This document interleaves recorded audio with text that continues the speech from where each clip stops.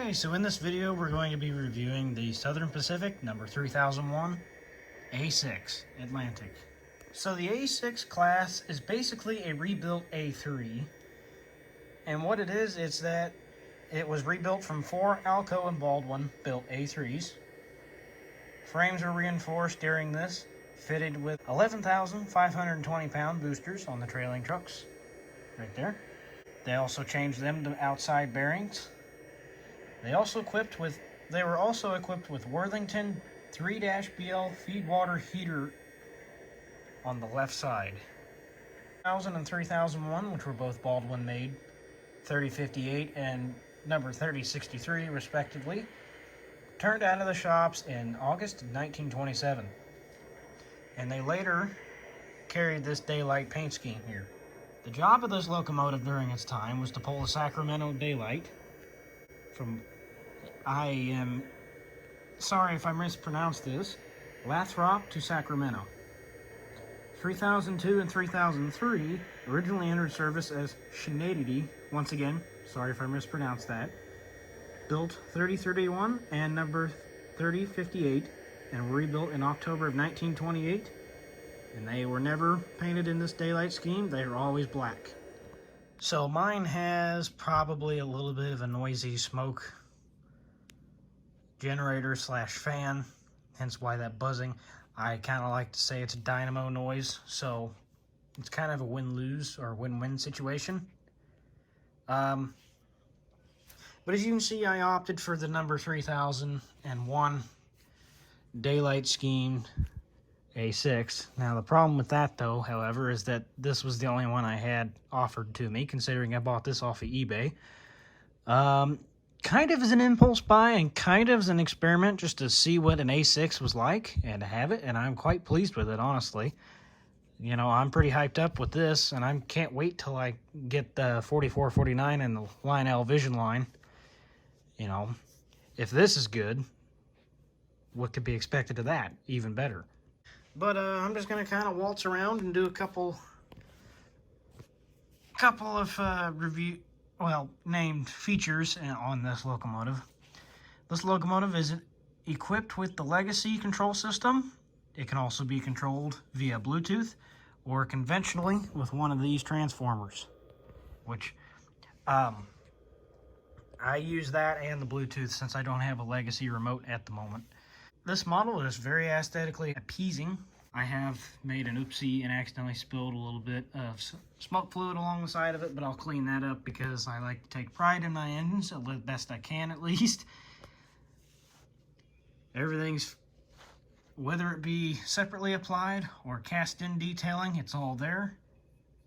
Separate, cast in, such as these bolts here for the boiler casing, and then the grab irons alongside the boiler and smoke box. That's separately applied, along with the bell, which rotates 360 degrees. The locomotive features LED lights all the way around. The headlight and number boards here are lit up by a white LED. Left and right side marker lights are powered by green LEDs, or an LED with the green marker light lens.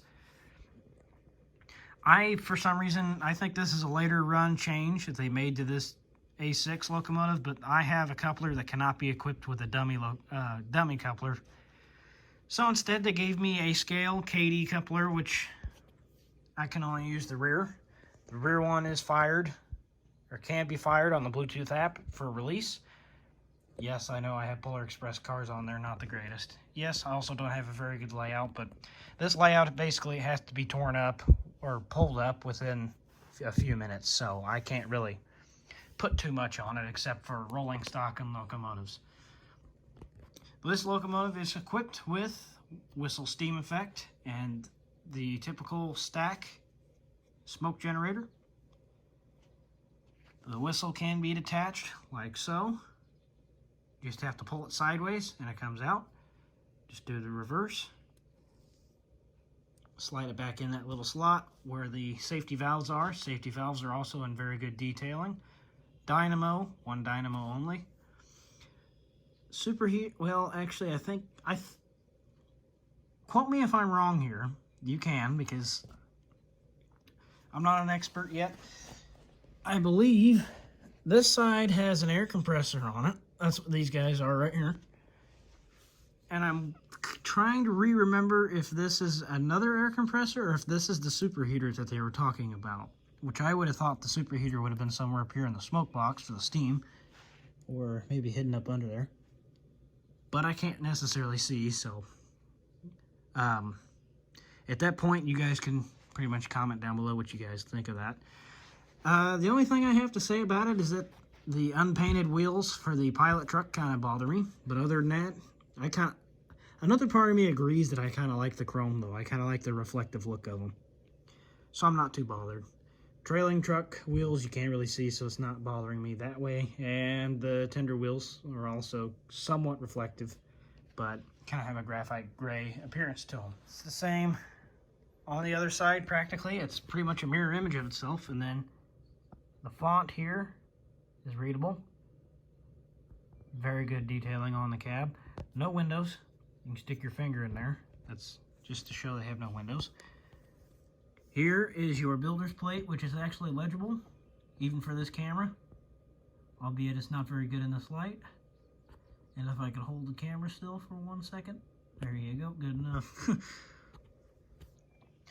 But, inside look of the cab, I'll get that in here in a second. Inside view of the cab, you can see the back head of the boiler, top of the cab. This cab vent does not move.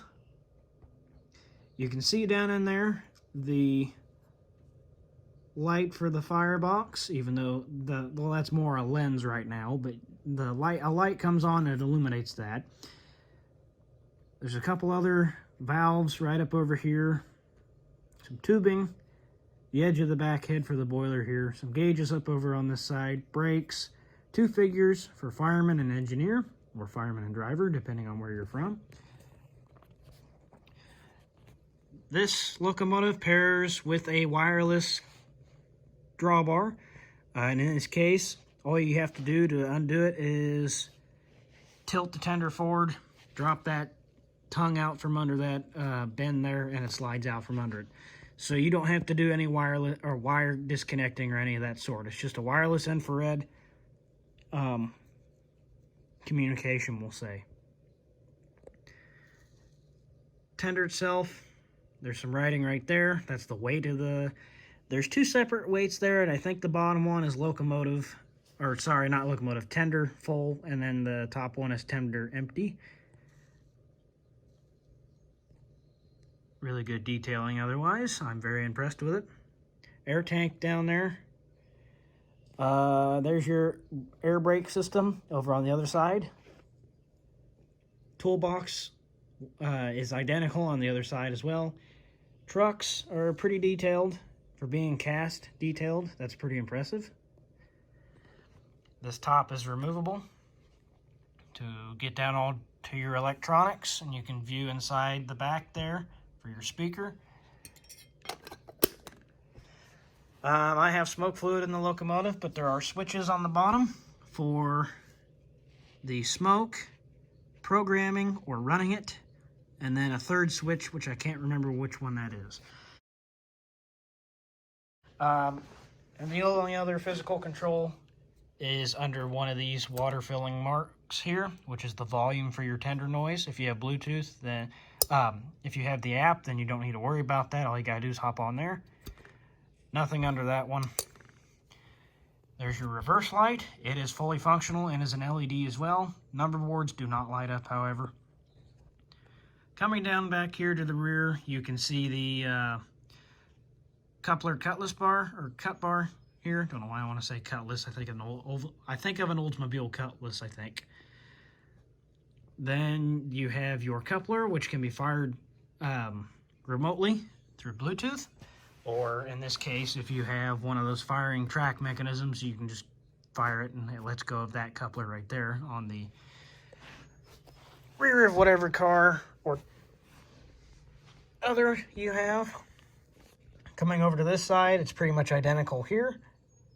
Toolbox, air brakes system. Ladders are actually color matched, which is good. Once again, the font is good over here. Firebox detailing's great. For being cast in, once again, really good. Air compressor, really detailed. Running gear is really pretty much Lionel's typical excellent running gear. Spotless as usual. That's pretty much the locomotive. There's not much else to show about it, other than the Bluetooth running, which I'll put in the video because I have previously run it. See if I can get it in there and get a view. No, you cannot. I could take the tender off, but I want to try to be as realistic as I can.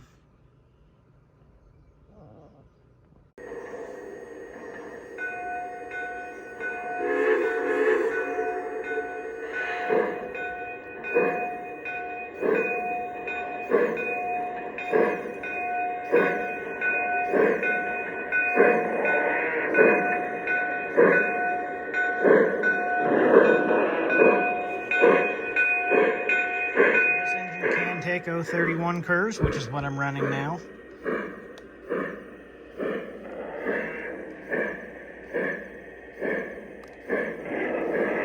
We'll get her opened up here in a second.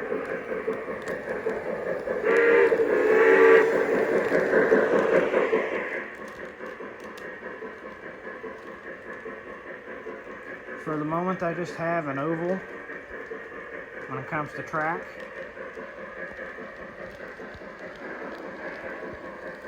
Because of the fact I do not have any extra track, that needs to be a layout. This needs to be a layout that can be quickly dismantled for reasons. I'll go ahead and show you the firing coupler. Just press the button.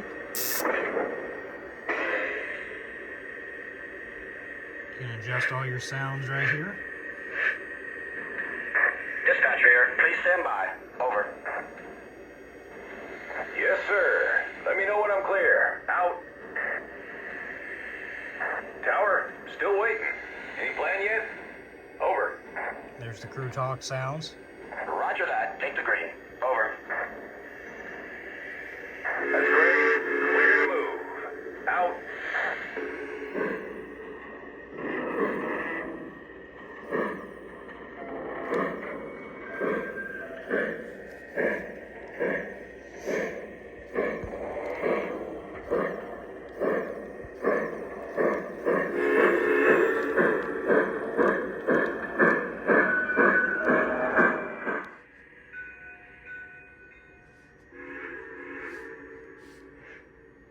You can adjust your speed limit here, which that'll be all the way up.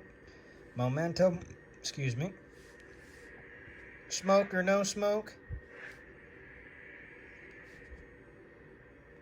Not necessarily certain what that does yet. I'll figure that out before long. Forward and reverse. Your throttle, obviously. And that's pretty much it. Then you can go switch engines, disconnect, connect, exit out. Other than that, it's pretty straightforward.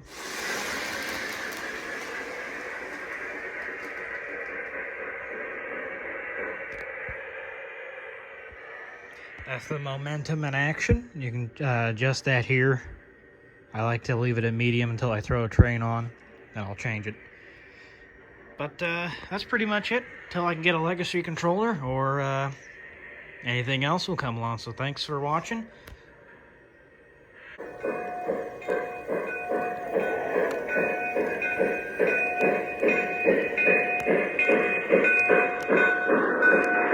For shits and giggles, I just decided to throw these on there, because why not?